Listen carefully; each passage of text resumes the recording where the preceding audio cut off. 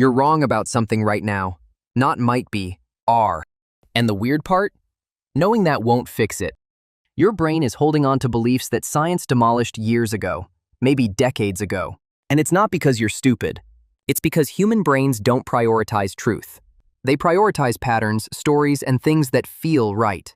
Over the next 20 minutes, you're going to discover at least 3 things you currently believe that are provably, demonstrably false. Some will make you laugh. Some might genuinely change how you see the world. So, which myths have been living rent-free in your head? We'll start with something personal. The body you're sitting in right now. You've had it your whole life, and you still believe things about it that aren't true. Here's a classic. Your blood turns blue when it's deoxygenated. You've seen the diagrams in biology class. Blue veins going one way, red arteries going the other. Makes sense, right? Except your blood is never blue. Ever. Not even a little bit. It's always red. Sometimes bright cherry red when it's oxygen-rich. Sometimes dark burgundy when it's not. But always red. Your veins just look blue because of how light penetrates your skin. The blood inside them? Red. Always red. While we're on things that definitely aren't happening inside you, there's the claim that hair and nails keep growing after death. They don't. What actually happens is way creepier. Your skin dehydrates and shrinks, which makes it look like your nails and hair got longer. They didn't grow. The rest of you just receded. Different kind of unsettling. Then there's the one about losing most of your body heat through your head. This comes from a flawed military study where soldiers were exposed to cold while wearing insulated suits. Their heads were the only exposed part, so of course that's where they lost heat. Your head is about 10% of your body surface area. It loses about 10% of your heat. It's not special, it's just often uncovered when the rest of you isn't. But the myth that really needs to die is this idea that humans only use 10% of their brains. Think about what that would mean. 90% of your brain would just be dead weight. Brain injuries would be no big deal most of the time, since you'd probably hit the unused part. Evolution kept around an incredibly expensive organ, metabolically speaking, that's 90% useless. None of that makes sense because none of it is true. You use all of your brain, just not all simultaneously. Different regions handle different tasks at different times. The 10% thing was probably a misunderstood quote about glial cells, and now it's in movies and self-help books. Your whole brain matters, sorry. Now here's an uncomfortable truth. A lot of what you believe about nutrition came from people trying to sell you things. An apple a day keeps the doctor away. You know where that comes from? It was a promotional slogan created in the 1860s by apple growers who wanted to sell more apples. That's it. That's the science behind it. Apples are fine. They're not magic. They're just apples with a really good marketing team. Then there's milk. Milk builds strong bones. This was the dairy industry's message for decades, and it worked beautifully. The reality is more complicated. Yes, milk contains calcium, but calcium absorption depends on a bunch of other factors. Countries with the highest dairy consumption don't actually have the lowest rates of osteoporosis. Some have higher rates. The relationship between milk and bone strength isn't what the advertisements promised. And organic food. You probably think organic means pesticide-free. It doesn't. Organic farming absolutely uses pesticides. They're just classified as natural rather than synthetic. Natural pesticides aren't automatically safer or more effective. Some are worse. And nutritionally? Study after study finds no meaningful difference between organic and conventional produce. The food is basically identical. You're paying extra for a label. But the one that really gets people is sugar. Specifically, the idea that natural sugars like honey or agave are healthier than processed sugar.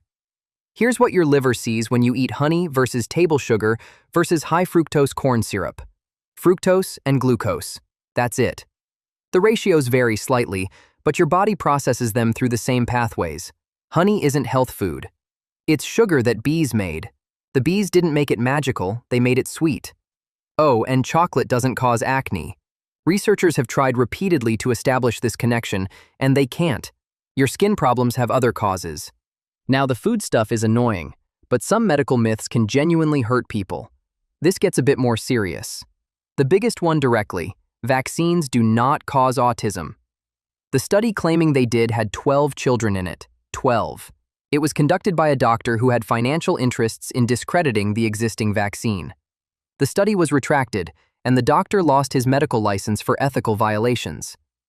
Every major study since, involving millions of children across multiple countries, has found no connection. Zero. The myth persists anyway because it's a story that feels meaningful. Parents watch their children develop autism symptoms around the same age children receive vaccines, and pattern-seeking brains draw connections that aren't there. It's understandable. It's also wrong, and it's contributed to outbreaks of preventable diseases. Here's another one with real consequences. Antibiotics don't cure viruses. Antibiotics kill bacteria. Viruses are completely different organisms that antibiotics can't touch. When you demand antibiotics for a cold, which is viral, you're not helping yourself. You're contributing to antibiotic resistance, which is an actual emerging crisis. Every year, this gets worse because people keep taking antibiotics they don't need. On the lighter side, wet hair and cold weather doesn't cause colds. Viruses cause colds. Being cold might make you slightly more susceptible if you're already exposed to a virus, but the cold itself isn't the cause. Your grandmother was wrong about this one.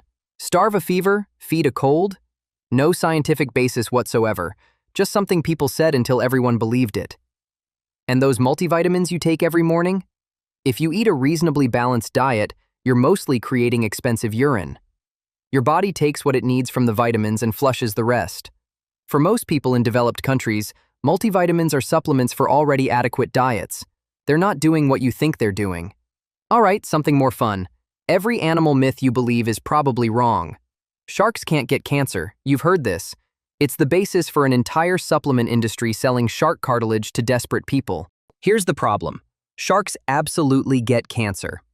Researchers have documented tumors in at least 23 different shark species. The myth came from one researcher who observed that sharks had fewer tumors than expected, which then became, "Sharks are immune to cancer," in the telephone game of science journalism. They're not immune, they get cancer, and the supplements don't work. Dogs see in black and white, also false. Dogs have 2 types of color receptors compared to our 3. They see blues and yellows quite well. Their world isn't black and white, it's just a more limited color palette than ours, like muted tones rather than old television. Goldfish have 3-second memories. This one was apparently made up by somebody and just spread. Actual research shows goldfish can remember things for months. They can be trained to complete mazes and respond to feeding schedules. They're not geniuses, but they're not the forgetful idiots we've made them out to be. Ostriches hide their heads in the sand when scared. Think about this for 2 seconds. An animal whose primary defense is running faster than almost any predator would instead choose to blind itself while leaving its entire body exposed? They don't do this. When ostriches lower their heads to the ground, they're turning their eggs or eating. They're not hiding. The myth is ancient, going back to Roman times, and it was wrong then too. Bats are blind? Bats see fine. Echolocation is an additional sense, not a replacement for vision. Some bat species actually have excellent eyesight. Bulls hate red? Bulls are colorblind to red. What triggers them is the movement of the cape, not the color. Matadors could use purple capes and get the same response. Now for the granddaddy of modern mythology, the Bermuda Triangle. This relatively small stretch of ocean between Miami, Bermuda, and Puerto Rico has allegedly swallowed ships and planes through mechanisms including, but not limited to, Atlantean crystals sending out energy beams, space-time rifts opening randomly, an alien base operating at the ocean floor, methane hydrate eruptions sinking ships from below, and supernatural rogue waves that appear from nowhere. That's a lot of paranormal activity for one shipping lane. Here's the boring truth. The Bermuda Triangle is one of the most heavily trafficked shipping and flight areas in the world. Lots of traffic means lots of accidents. But here's the key fact almost no one mentions. The accident rate in the Bermuda Triangle is not statistically higher than any other comparable shipping area. Lloyd's of London, the insurance company that insures more ships than anyone else on Earth, does not charge higher premiums for vessels passing through the Bermuda Triangle. Think about that. The people whose entire business depends on accurately assessing risk looked at the data and concluded, this area is not unusually dangerous. If there were something genuinely weird happening there, insurance premiums would reflect it. Most of the famous disappearances either have mundane explanations found later or were exaggerated in the retelling. Ships sink in storms. Planes run out of fuel. The ocean is vast and sometimes doesn't return what it takes. This happens everywhere on Earth. The Bermuda Triangle was essentially invented by a magazine writer in 1964 who drew lines on a map and started collecting spooky stories. The mystery is manufactured. The triangle isn't even a real designation anyone uses for navigation. It's just marketing for books and documentaries. If we're wrong about the ocean, imagine what we've gotten wrong about space. What color is the sun? If you said yellow, you're wrong. The sun is white. It emits all wavelengths of visible light pretty equally, which combines to white. The reason it looks yellow, especially at sunrise and sunset, is that Earth's atmosphere scatters the blue wavelengths before they reach your eyes. You've never seen the sun's true color. The atmosphere lies to you every single day. And the sun isn't on fire. Fire requires oxygen and combustion. The sun is undergoing nuclear fusion, an entirely different process. It's not burning. It's converting hydrogen into helium through conditions so extreme that atoms fuse together. Calling the sun a ball of fire is like calling a nuclear reactor a campfire. Here's one that'll genuinely surprise most people. Mount Everest is not Earth's tallest mountain. If you measure from sea level, sure, Everest wins. But we only measure from sea level because we decided to. Mauna Kea in Hawaii, measured from its base on the ocean floor, stands over 33,000 feet tall. That's almost 4,000 feet taller than Everest. We just decided the part that's underwater doesn't count, which is a pretty arbitrary way to measure a mountain. Remember the face on Mars? That image from 1976 that showed what looked like a carved humanoid face staring up from the Martian surface? Alien-proof, people said. When we finally got higher resolution cameras there decades later, it turned out to be a completely ordinary mesa. The face was a trick of light, shadow, and low-resolution imaging combined with human brains that are obsessed with finding faces everywhere. It's called pareidolia, and your brain does it constantly. The idea that we could just nuke an asteroid heading for Earth? Movie logic. In reality, a nuclear explosion in space would probably fragment the asteroid into multiple pieces, many of which would still be heading toward Earth. Now, instead of one big problem, you have many smaller problems on slightly different trajectories. The actual plan involves redirecting asteroids slowly over long periods, not dramatic explosions. Time to clear up some confusion about how life actually works. Humans did not evolve from chimpanzees. This is probably the most common evolution misconception, and it fundamentally misunderstands the theory. Humans and chimpanzees share a common ancestor that lived millions of years ago. We're more like cousins than parent and child. Modern chimps have been evolving for exactly as long as we have since that split. They're not our past. They're our relatives on a different branch. And when people say evolution is just a theory, they're revealing that they don't know what scientists mean by theory. In everyday language, theory means a guess. In science, theory means a comprehensive explanation supported by extensive evidence that has been repeatedly tested. Gravity is just a theory. Germ theory, which explains how diseases spread, is just a theory. The word theory in scientific context indicates strength, not weakness. It means this has survived everything we've thrown at it. The simple model that each gene codes for exactly one protein? Outdated. Genetics is messier than that. Genes can code for multiple proteins, and multiple genes can work together to produce single outcomes. The picture is far more complicated than high school biology suggested. DNA being a 100% unique identifier sounds right, but it isn't. Identical twins share the same DNA. And forensic DNA analysis can be affected by contamination, degradation, and the fact that we're only looking at certain markers, not your entire genome. DNA evidence is powerful, but it's not the infallible magic bullet television shows suggest. That theory about HIV originating from human-monkey intercourse? The actual transmission path was bushmeat hunting. Killing and butchering primates created blood-to-blood contact that allowed the virus to jump species. It's documented and logical.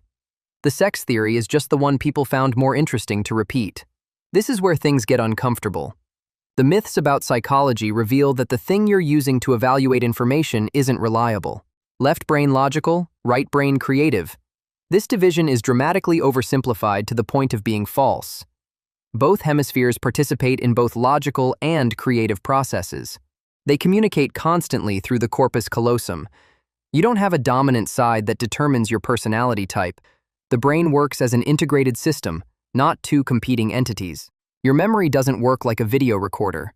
This is maybe the most disturbing myth because of how confidently we trust our memories.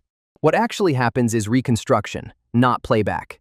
Every time you remember something, your brain rebuilds that memory from pieces, and it can incorporate new information, suggestions, and errors each time.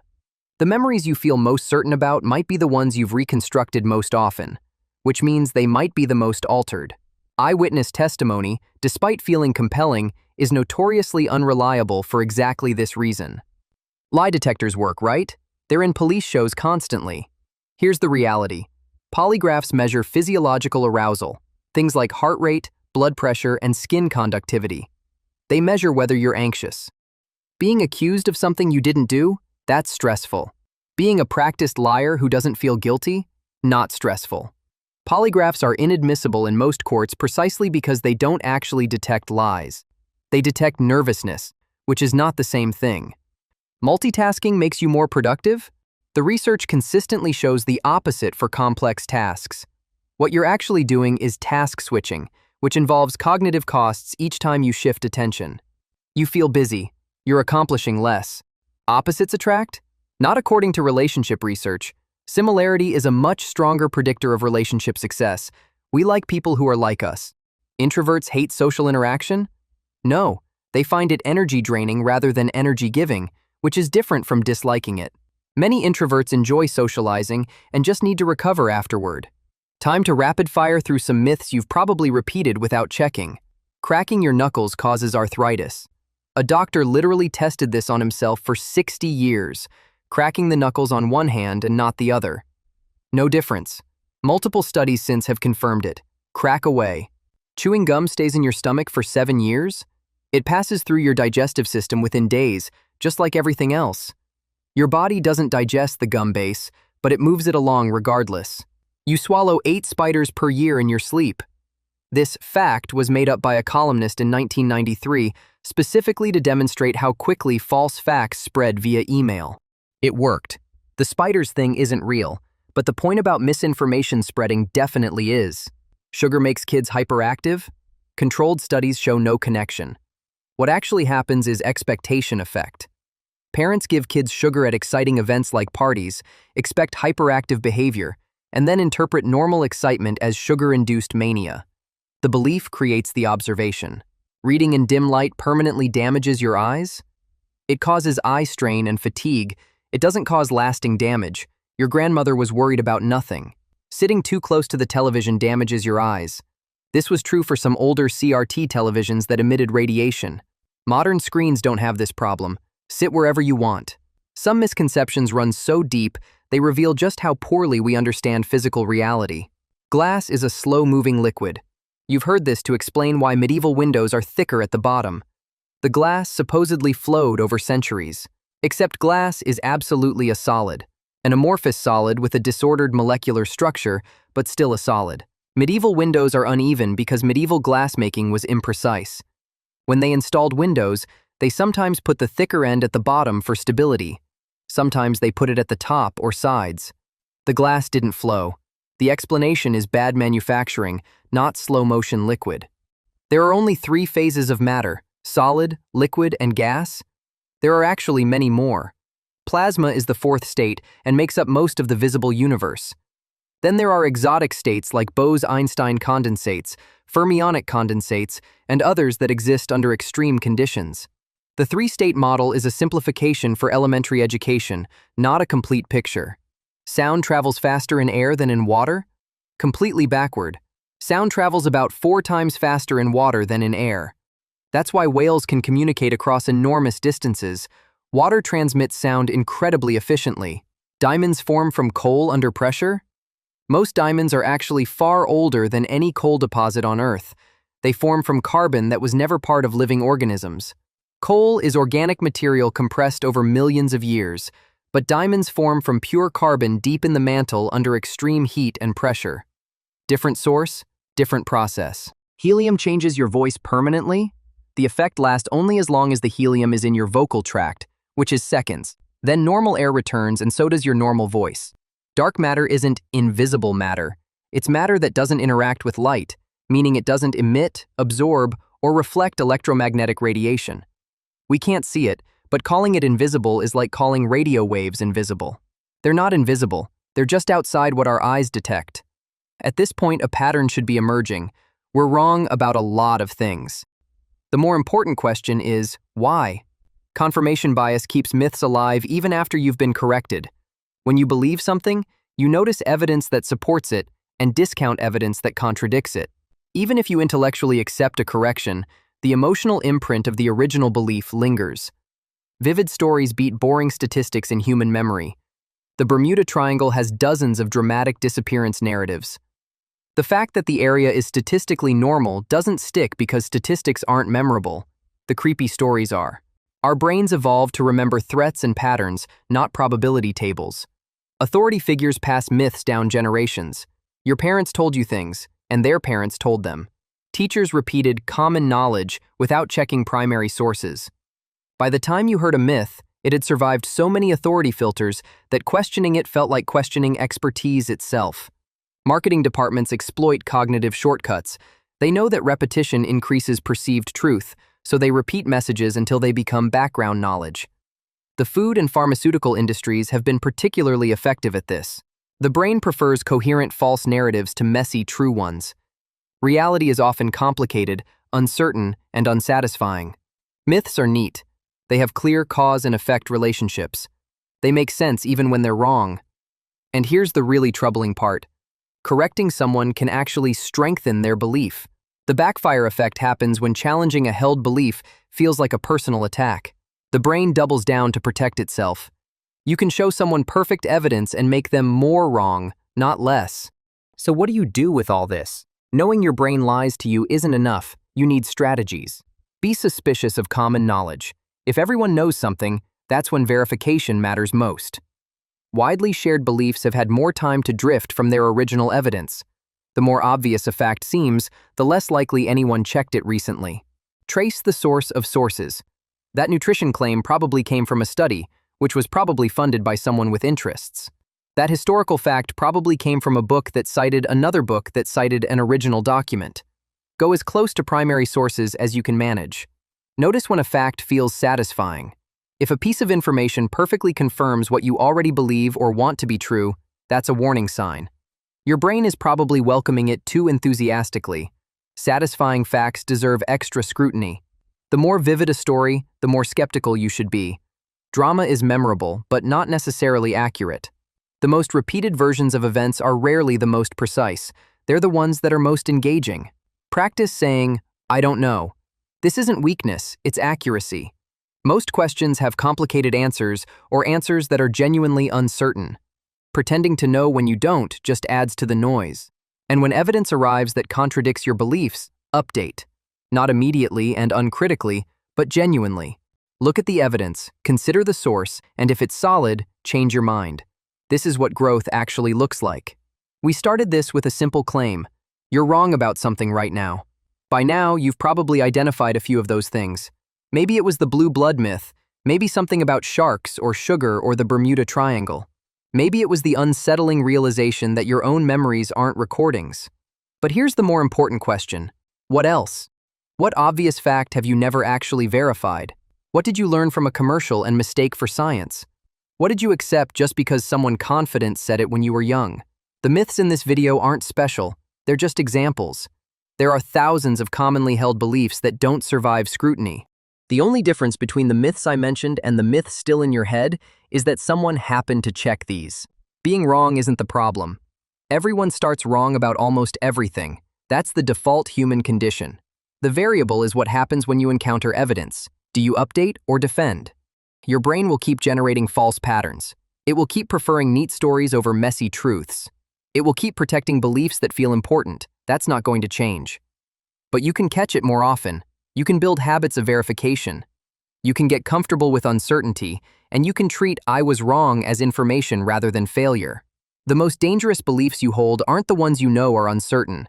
They're the ones you've never questioned because they feel obviously true. So, what are you wrong about right now?